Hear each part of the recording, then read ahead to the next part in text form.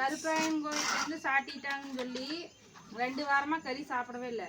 சரி 15 நாள் இன்னைக்காவது செஞ்சு சாப்பிடலாம் அப்படின்னு பார்த்தா அம்மா வண்ண வழி இங்கே பாருங்க தக்காளி சோறு தான் எனக்கு மிச்சம் காலையில்.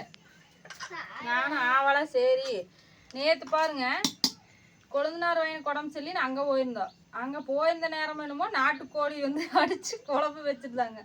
சரி விரதத்தில் இருக்கிறமே அவங்க என்ன சொன்னாங்க, பரவாயில்லைங்க நீங்கள் எந்த வேண்டுதல் வைக்கலையில் நீங்கள் சாப்பிட்டு போய் குளிச்சுட்டு உள்ள போய்க்கிங்கனாங்க. இல்லை இல்லைங்க அப்படின்னு சாப்பிடாம வந்து நாளைக்கு சாப்பிட்ருவாங்க அப்படின்னு சொல்லி வந்தா இப்பயும் சாப்பிட முடியல. எங்கள் அம்மா பண்ணுற வேலை இப்போங்க எப்போ சாப்பிடணுமா அதைவா சொல்லு. அங்கெல்லாம் சாமி கோயில் எப்போ கிடா வெட்டுறாங்களோ வெட்டி அவங்க பூசாரி வீட்டில் எப்போ குழம்பாகுது அப்போத்த கொடுமை பாருங்க. அவங்க 4 மணி 5 மணிக்கு ஆகுது. நம்ம அது வரைக்கும் நைட்டு தான் இப்படியெல்லாம் கொடுமை பண்ணுற ஆளுகளும் உங்கள் வீட்டில் இருக்குதான்னு கமெண்ட்ல சொல்லுங்க ஃப்ரெண்ட்ஸ். எங்கள் வீட்டில் மட்டும்தான் இருப்பாங்க, உங்கள் வீட்டிலலாம் இருக்க மாட்டாங்கன்னு நினைக்கிறேன். கொடுமையிலும் கொடுமை பெரிய கொடுமை இருக்குது. வாங்க நண்பர்களே, தக்காளி சாப்பாடு சாப்பிடலாம் வாங்க. எல்லாரும் நல்லா இருக்கிறீங்களா? என் அன்பான சகோதர சகோதரிகளே எல்லாரும் எப்படி இருக்கிறீங்க? உங்கள் வீட்டில் என்ன ஸ்பெஷல்னு சொல்லுங்க. பாருங்க மோர். ஆமாங்க நண்பர்களே, வந்து போட்டுருக்குறேன் தக்காளி சாப்பாடு மோர். நாங்கள் எப்பவுமே கருவேப்பிலை போட்டு மோர் சிலிப்பிக்குவோங்க. அது ரொம்ப மனமாக சூப்பராக இருக்குமா, அதனால் அப்படி பண்ணிக்குவோங்க. ஆமாங்க. சக்தி வந்து ஒர்க்குக்கு போயிருக்கிற அப்படி ஆடி மாதத்தில் ஒர்க்கே இருக்காதுங்க. ஏதோ அந்த கருப்பராயன் புண்ணியத்தில் இன்னைக்கு ஒரு நாள் போயிருக்கிறாரு. அது போனோன்னே மத்தியானம் முடிஞ்சிருமாமா. அதனால வரும்போது நான் எடுத்துட்டு வரேன் மட்டன் சிக்கன் ஏதாவது எடுத்துட்டு வரேன்னு இருக்கிற அப்படி.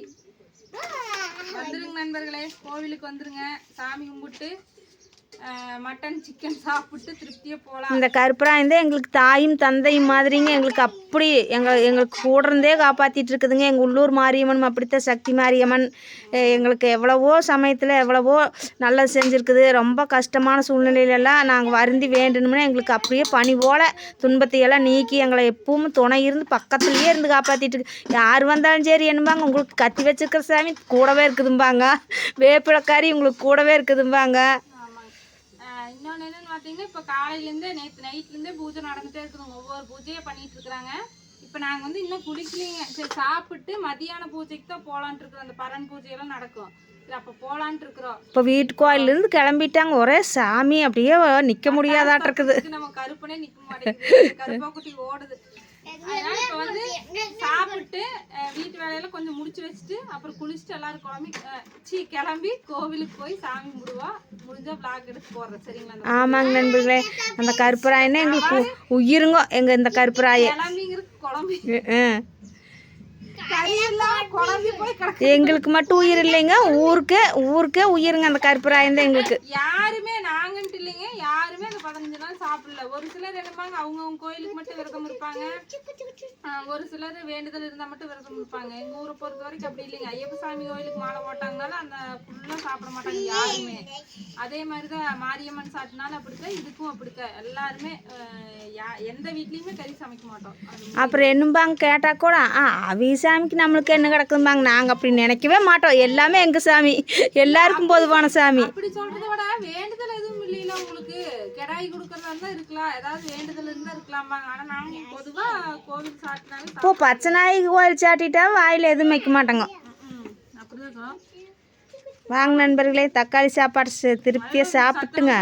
நம்ம கருப்பராயன் நம்மளை துணை இருந்து எப்பவும் காவல் காக்கும் அன்பு தெய்வத்தை போய் நல்லா வேண்டிட்டு வந்துட்டோம்னா எங்களுக்கு. சொரக்காய் போட்டாவா? நான் குதிரைக்கல் பாளையத்தில் இருக்க வரைக்கும் தினம் ஒரு சொரக்காய் அரிஞ்சு ஓடுனப்பா. கீரையும் சொரக்காயும் என்னங்க அந்த குழந்தைங்க டீச்சர் நாளைக்கு சொரக்காயும் கீரையும் மறக்காமல் வாங்கிட்டு வாங்க அப்படிங்கி அந்த அளவுக்கு போட்டா வீரத்திங்க.